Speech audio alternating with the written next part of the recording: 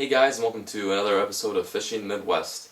This video will be in a response to a Facebook fan question. Someone asked me if I could do a video on how to actually rig the drop shot. The drop shot's probably one of the most effective rigs out there on the market, and a lot of tournament anglers use it to produce a bite when the fishing's really tough. And I've used it in most of my tournaments to place up high when I'm really down low and I just can't get the fish to bite on anything. It's one of those rigs that I use when those fish are on lockjaw, fishing cold fronts, cold weather, warm weather, it doesn't matter. This rig seems to always produce. So I hope you guys stay tuned and enjoy this quick rigging video.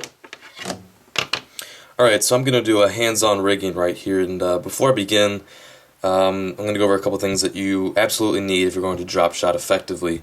First off, you're going to want a size 1 or size 2 finesse Gamakatsu hook. This is size 2, I believe, and about that size is good enough. Most people think that's too small when drop shotting, but that size is actually perfect. I've caught a lot of really nice big fish with big mouths, small mouth, large mouth, and I've had a good hookup ratio with that size hook.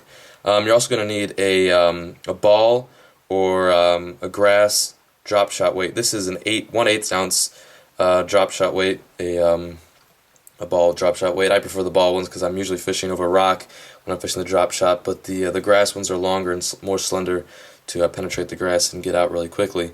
I usually stick with 1/8 ounce depending on the depths I'm fishing. Sometimes I'll bump it up to 1/4 ounce. Like I said, it all depends on the depths and stuff like that. And then of course you're going to need the lure that you're going to be drop shotting.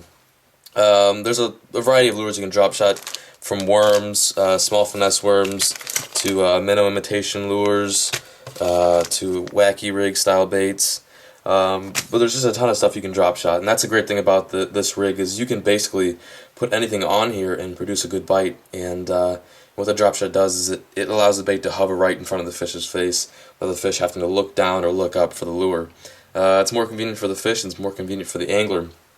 This right here is actually one of my favorite lures to drop shot during the spawn season. That is a Huddleston Deluxe Hud Bug, and you just nose hook it or hook it in the back, and it's a really good bait to throw around beds or in or post or pre-spawn fishing. So let's get to the actual rigging. First off, you're going to take your line. We're using braid today just so it shows up better behind the white paper, but usually I like to stick with 8 to 10 pound fluorocarbon, sometimes even 6 depending on how clear the water is. So you're going to take your line, you can take the end of your line, and you're going to thread it through once with your hook. And the key is to have a long tag end, and this right here is called a tag end. So you're going to keep bringing line out until you have I'd say about 12 inches, something like that, of line from your tip of your tag end to where the actual hook is. Then once you do that, you're going to run it through the bait one more time, or actually, excuse me, run that the end of the line through the hook one more time on the opposite direction in which you ran it through at first.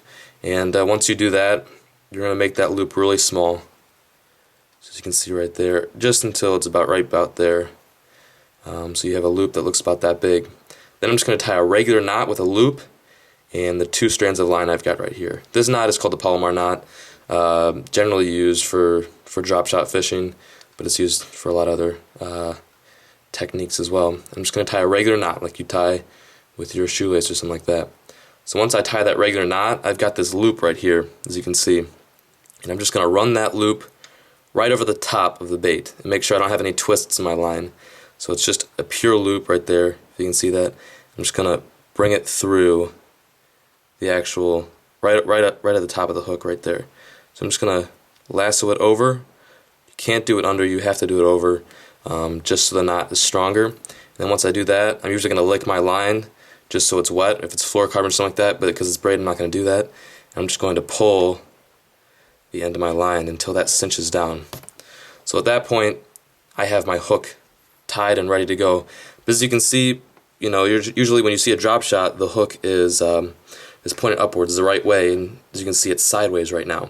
And what I'm going to do is I'm going to take my tag end again and run it through the top.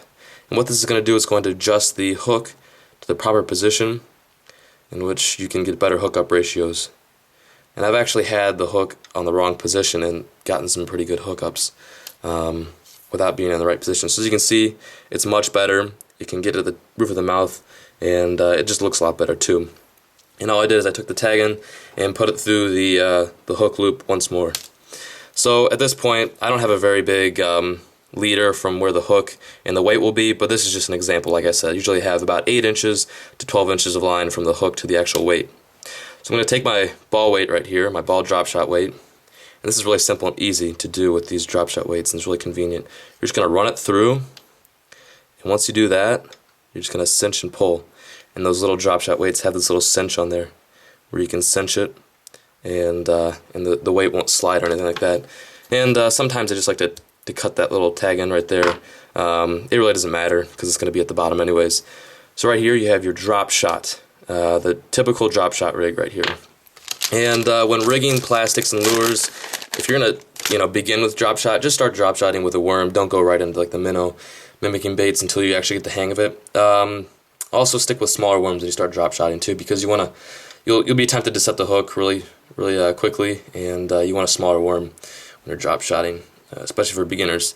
So this right here is this is a 4-inch shaky head worm made by Zoom, and all I'm gonna do, it's really simple. It's probably honestly, this is probably one of the simplest rigs that people are just afraid of using because it seems so complex, but it's really easy to use. And you're just gonna take your hook, nose hook that bait, and slide it down halfway through the actual hook shank. And this way the bait won't slide or change positions.